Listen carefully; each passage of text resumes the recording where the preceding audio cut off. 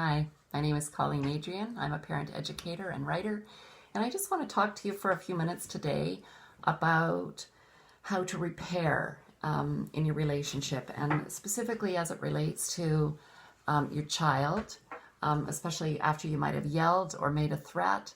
But I think you'll find that, as I have, that these principles and tips and strategies also refer to any of your relationships. So I think we've all had moments of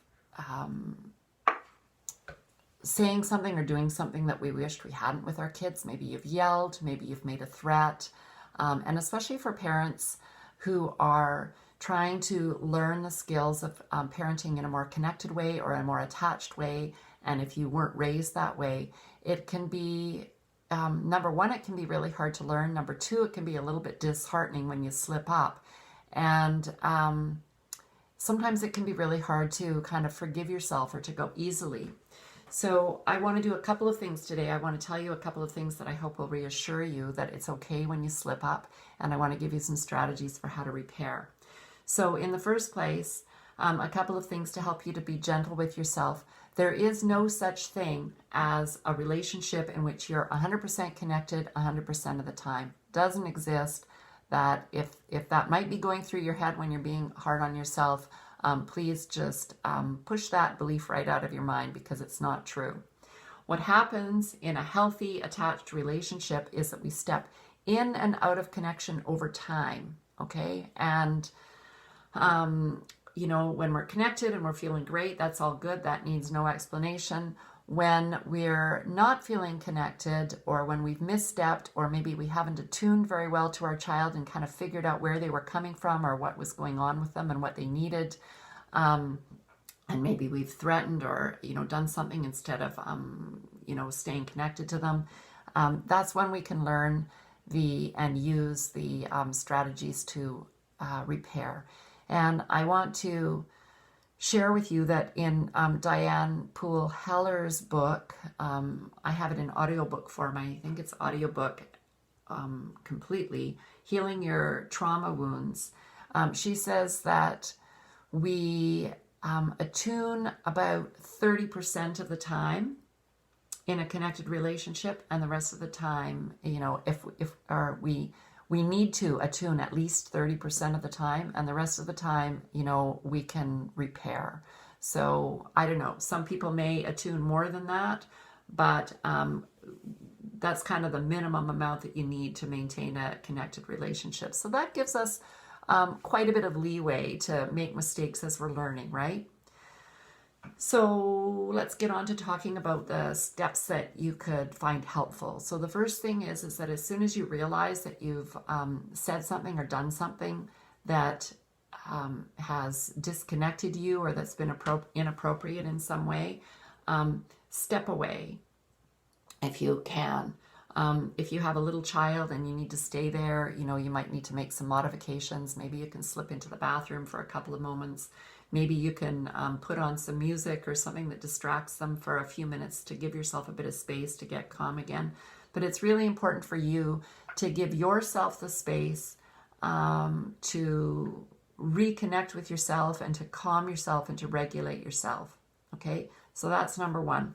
Number two, once you're back into that calmer and more regulated state, if you've blamed or criticized your child, please reassure them that whatever happened wasn't their fault, okay? Now, I don't mean that if your child drew on the wall that you take responsibility and say, that's my fault that you drew on the wall.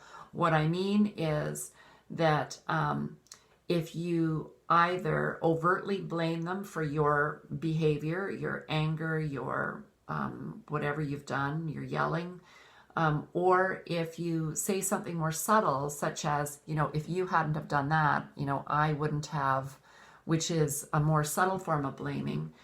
It's important to correct that and to let them know that the way you behaved wasn't their fault, right? You as the adult are always responsible for your behavior and how you conduct yourself. So you need to let them know that it wasn't their fault. And what you're doing here, as I said earlier, is you're not letting them off the hook for any of their behavior that they might need to change in the future. You are helping to prevent toxic shame, which is associated with a low self-worth and a low self-esteem. If they start to feel like they're responsible for mummy's feelings, and they have to constantly keep themselves in good behavior so that you don't lose control of your emotions. Okay, so I hope that's clear. It doesn't mean that you don't set limits or help them to be responsible for what they've done.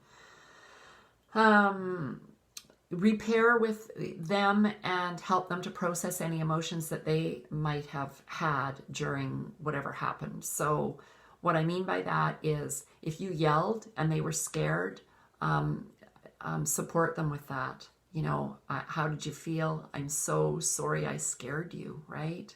That must have been so scary for you. So comforting them, helping them come back into that safe place and realizing and reconnecting with you as a safe person. Do your best to forgive yourself. So have a little bit of compassion for yourself and give yourself a bit of, cut yourself a bit of slack, right? This happens to everybody. And last but not least, do your own healing work if needed. I can tell you from personal experience that doing somatic work and things that can help heal your own past trauma will inevitably filter down into your relationship with your child, and it'll help you have a more connected relationship with your child, and that'll filter down through the generations as well. It's really worth it. And in closing, I just want to say that our kids really can withstand some of the stress of our dysregulation in our moments of, you know, imperfection or losing it or not being perfect, as long as we learn this process of repair and we come back to it, because our relationships aren't strong and connected because we're perfect. There isn't any such thing. Our relationships with our kids are strong and connected because we're honest about our mistakes and because we own responsibility for what we've done, without blaming them. So I hope you found that helpful. If you have any questions, shoot me an email or pop a little question or comment in the comments below. Thanks for listening.